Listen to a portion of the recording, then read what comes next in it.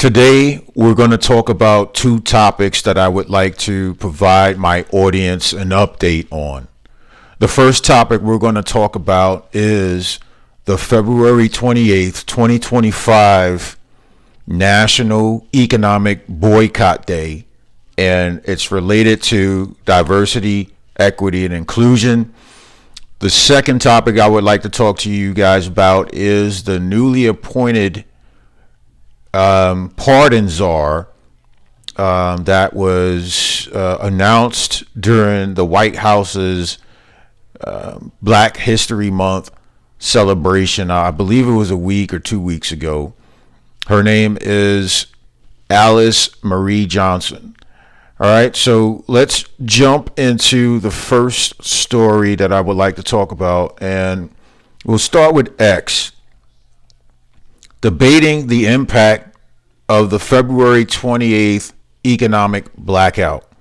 Just a quick summary. It's going to be a one-day economic boycott targeting organizations like Target, McDonald's, Walmart, all the big companies that thousands, if not millions of Americans across the United States go to on a daily basis, whether in person or online.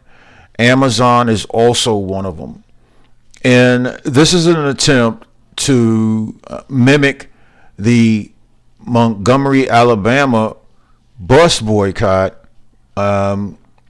with Rosa Parks. You know that whole deal. If you went to school and you know your history, you know the deal.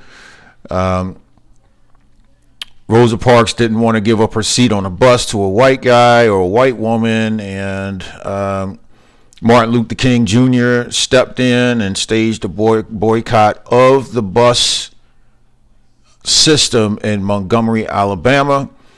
And that ordeal took about a year for it to take full effect, and the bus system suffering substantial economic losses because of the boycott.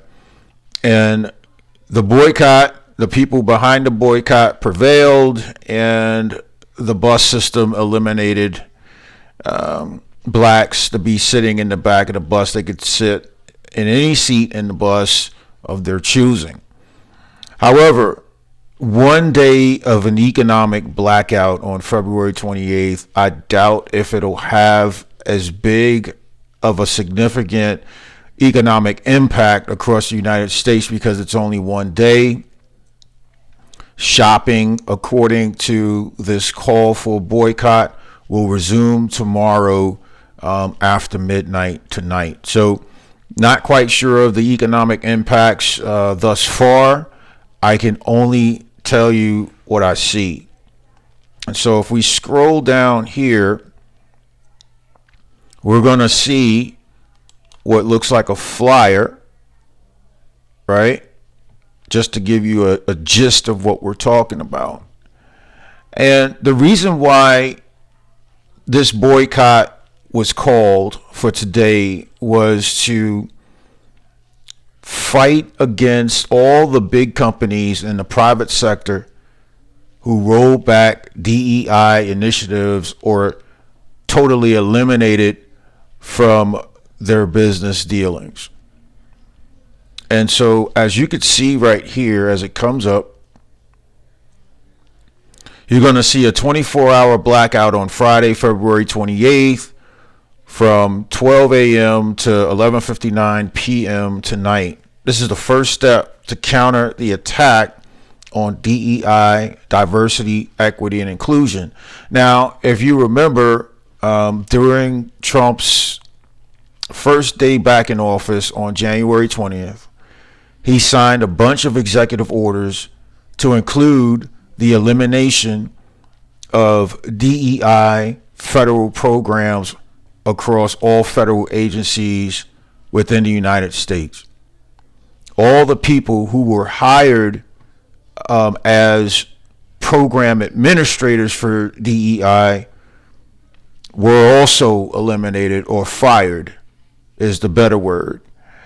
And so one might ask, what does this have to do with the private sector companies and whatnot. Well, the private sector companies like Walmart and Target chose to roll back their DEI initiatives, although Trump's executive order only pertained to government agencies within the United States. But there were CEOs of private sector companies that kind of followed suit and rolled back the DEI initiatives. Right? Part of it, do not make any purchases, do not shop online or in store, no Amazon, no Walmart, no Best Buy, no McDonald's or other fast foods, no gas, no major retailers. Do not use credit cards, debit cards for non-essential spending. Try to buy all you need before Friday, February 28th. I believe that just defeats the purpose. Why this matters. Corporations and banks only care about their bottom line. Disrupting the economy for even one day sends a powerful message. If they don't listen, we make the next blackout longer. Our numbers are powerful. This is how we make history. Well, you show your powers in numbers at the ballot box. You show your power at the ballot box. A one-day economic blackout, I think, will have a very insignificant impact on the U.S. economy, if at all. Right? So this is you're going to see these types of flyers on all social media platforms, and what I did notice when I was conducting my research was most local news stations across the United States are promoting this effort. Now, big syndicate news organizations like MSNBC, CNN, CBS, ABC aren't promoting this flyer and the contents of this flyer only because they have bigger fish to fry. We have to report on the Russia-Ukraine peace deal. We have to report on the Epstein list coming out. We have to report on other things that are happening in this federal government, holding USAID accountable for reckless spending. So bigger news organizations have bigger fish to fry, and so you won't get that kind of visibility on this subject with CNN and all the others I'd mentioned, right? So we're going to get to a video and to shed a little bit more light on this. All right, now something you may have seen on Facebook or Instagram over the past few days. A grassroots organization called the People's Union USA is calling for people to participate in a 24-hour economic blackout today. The video behind the movement has 8.5 million views on Instagram and nearly 700,000 shares. KDK's Chillicothe Adele shows us the rationale behind this one-day revolt. This economic blackout is some kind of call to inaction. The people behind it are asking people not to pull out their carts and buy anything at major retailers today. But as for why, that's not necessarily uniform. Tim Stevens is hoping he and others can make an impact. Let's make a dent in the economic structure of America today. His group, BPEP, is endorsing today's national economic blackout. We do not buy from any major corporation or company today. Hopefully you have some frozen food at home. This planned pause of spending all started earlier this month. On February 28th, we are going to remind them who really holds the power. That's John Schwartz. He says he thought of today as a chance to cause an economic resistance. His words. The economy does not belong to the rich. It belongs to us. People like Stevens say they are also targeting places like Target and McDonald's for rolling back diversity, equity, and inclusion initiatives. We have civil rights champions who are in their graves right now. If they were able to roll around in their graves, they would be rolling big time right now. Some have encouraged only shopping at small businesses today. Not all small business owners are endorsing this, though. But I don't think it's right to hurt someone else to help us. They may be just trying to hurt the big vendor, the big box store, but it will hurt us too. Some experts do not believe this will make the economic dent Tim Stephens is hoping for, but he's not stopping that push. The statement's not powerful enough. We can try it again. I'm sure we will. Now, Schwartz and this group have another big blackout planned for April. There are also numerous smaller, more targeted blackouts planned over the course of the next few months. The next of which is actually a week-long blackout against Amazon. From McCandless, I'm Tilakatsia Dele, KDK TV News. All right, so you heard that, right? Like I said before, I don't think that this one-day economic blackout is going to make any difference whatsoever of big conglomerate retailers across the United States, because guess what, folks? People, hardworking Americans that work every day, have to feed their families, have to go to work, have to run errands after work on their lunch hour and all this other kind of stuff. They don't have time for this. Working people don't have time for this, right? Let's get to another video that I believe will, and that's one of the things that you really have to understand. Maybe it won't be another video, but I kind of want to close on this economic day blackout for February 28th, right? So I found an article, I typed it in the search bar, who benefits most from DEI programs? And in the heading, it says white women. White women benefit the most from DEI programs, followed by LGBTQ plus community people, and while blacks benefit less from DEI. So my question is, why is black people the face of DEI when black people receive less benefits or benefits less from diversity, equity, and inclusion efforts? Just kind of want to get you to the paragraph that says, you know what, if I can't get to the paragraph in a timely fashion during this recording, I'll make sure that I provide the link in the description below so you can see and read for yourself who benefits most from DEI programs. I want to switch to the story about Alice Marie Johnson. And here we go.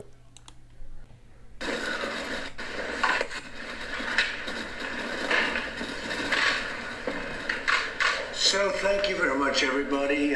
Alice Johnson has been just incredible. She's gotten out. She's recommended people to us. She knows many people that have been put in prison, and whether they should have been or not, she knows that they were put in for too long.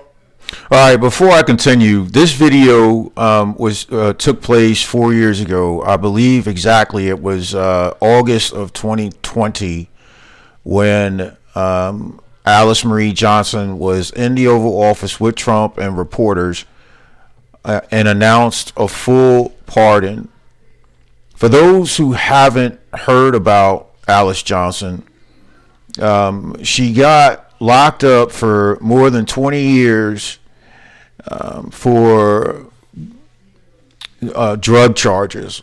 That's as much as I know about the details about it, but she served more than 22 years in prison for something that, if it occurred today, wouldn't even be considered a charge. She wouldn't have been charged. And even if she was, it would have been maybe a couple of years, a handful of years. She was given a life sentence plus 25 years in prison. She was never expected to come out until Trump pardoned her in 2020. Alice was given a life sentence, and you spent about 22 years, and for something that today a lot of people wouldn't even be going to jail for. And it was horrible, and we found out about it, and we gave a commutation. That means we were able to get Alice out, and she has been just so outstanding, and I'm so proud of you, and we're giving Alice a full pardon. I just told her. We didn't even discuss it. We just, you were out there, I saw you in the audience last night, and I asked the folks if you could bring Alice over. We're going to give a full pardon. We're going to do it right now. That means you have been fully pardoned. That's the ultimate thing that can happen. That means you can do whatever you want in life, and just keep doing the great job you're doing. Alice has done an incredible job since she's been out, and recommending other people. We said, how many people are they like you? There's only one Alice as far as...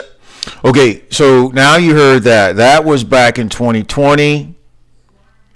And here is Trump announcing that Alice Johnson is appointed as the pardon czar at a Black History celebration event at the White House. I believe it happened at least a week ago, but I'm thinking it's going on 2 weeks now. Alice Johnson, a woman who spent more than 2 decades behind bars before receiving a pardon from President Trump, is now bringing her experience in federal prison to the White House in a new role known as Pardon Czar. And we're going to be listening to your recommendation on pardon. Trump made the announcement at the White House during the Black History Month event, with Johnson listening from the crowd. And you're going to find people just like you that should not have happened. The 69-year-old spent 21 years in prison after being convicted of leading a multi-million-dollar drug ring. But in 2018, she was given a second chance at life. Reality star Kim Kardashian drew national attention to Johnson's case, meeting with Trump during his first term to advocate for reform in America's prisons and pushing for her release. Trump commuted her life sentence and later granted her a full pardon from the Oval Office in 2020. That's the ultimate thing that can happen. That means you can do whatever you want in life. Johnson then became a criminal justice advocate, using her story to help others. During his first term, Trump hinted at using Johnson's experience to help others in similar situations who have paid their debt to society. In the months following her release, Trump signed the First Step Act into law, a measure designed to reduce recidivism and allow inmates to earn time credits toward reducing their sentence. The Constitution grants presidents the authority to forgive crimes people committed, an act known as the pardon power. For Straight Arrow News, I'm Kara Rucker. For more... All right, so you heard that. Let's get into the other video. This video is going to be an interview that Alice Johnson had on Fox News, and she's basically laying out what she's already done before being appointed as the pardon czar. And here we go.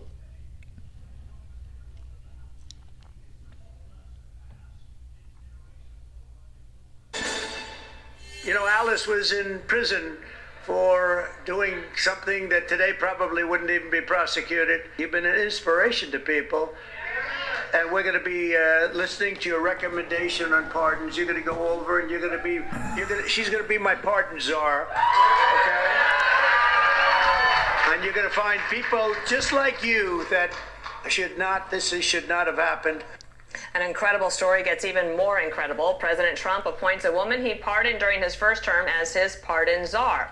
The announcement coming during a Black History Month event at the White House, and we are honored to have Alice Marie Johnson join us now. Alice, thank you for joining us from your wonderful town of Olive Branch, Tennessee. Let's look back just for a moment at the Oval Office where you were pardoned. Watch. She has been just so outstanding, and I'm so proud of you, and we're giving Alice a full pardon, and that means you can do whatever you want in life, and just keep doing the great job you're doing. Alice, this is an amazing day for you, and I imagine that you replayed that moment in your mind a lot. What does it mean for you now to be the pardon czar? What do you plan to do with that power?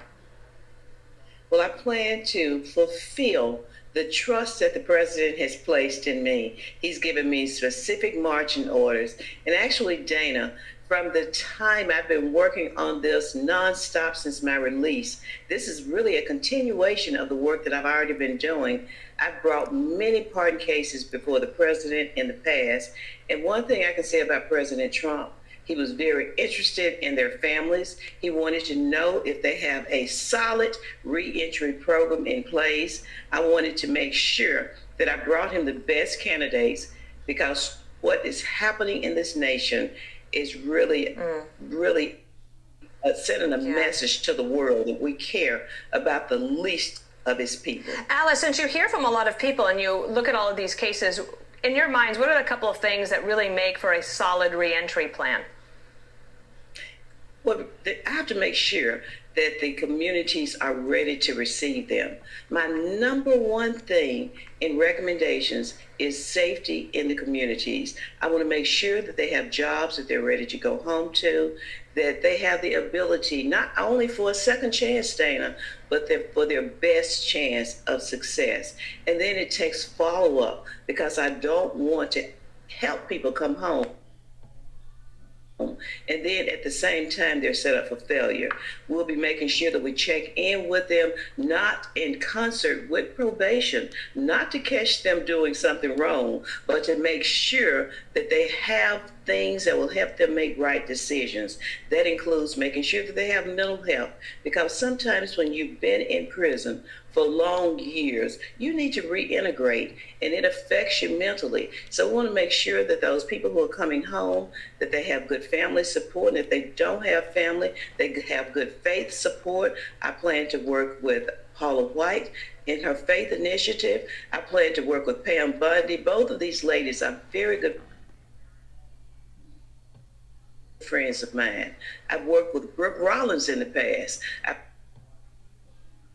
I work with Ivanka, with Jared. Many of those who have been appointed are individuals who I've already worked with, who know my track record.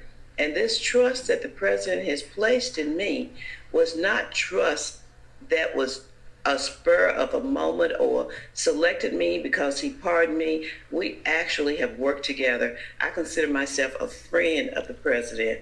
I've even flown on Air Force One with him before, Dana. And while there, he said to his wife, "Would you believe that Alice just convinced me to release 5 people?" So he knows I've got almost 7 years free. I've been able to work across the political divide. I've met with governors. I've met with families. So I'm ready. I'm ready on day one. I was ready. In fact, I started the work before he even made an announcement, because before he stepped back into office, before the American citizens made their choice loud and clear, President Trump had given me a call almost 2 years ago, and he said to me, "Alice, when I go back, I'm taking you with me." When he said that, Dana, I already knew he was going back.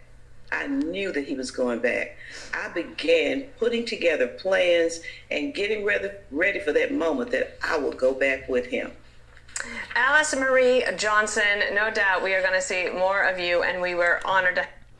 All right, so you heard that, right? And I'm going to conclude with a summary of what we talked about so far. The first topic was about the February 28th, 2025 economic day of blackout across the United States, boycotting big companies in the private sector like Walmart, Target, McDonald's, other fast food restaurants, in response to those companies rolling back DEI programs. And it seems like black people have become the face of DEI programming, but the group of people that benefited most from DEI programs so far since its inception have been white women. Black people benefited way less than white women have, or LGBTQ plus, or veterans, and other groups. The second thing was Alice Marie Johnson, right? You heard her right there. She was appointed the pardon czar, but since she's been released in 2020, or pardoned in 2020, I believe she was released in either 2018 or 2019, and then she was granted a full pardon in 2020. She's already started the work. She's built packages and made recommendations to the president already, or the former president, before he came back to office, on good candidates to pardon, making sure that those candidates have a strong family base, a strong faith base, and they have a plan in place to get their mental health checked on a regular basis, and they are part of something that is bigger than themselves, so they would not regress or retreat back to their old ways and land back in prison. So these two stories are updates, and thanks for tuning in. I'll catch you in the next video. Thank you.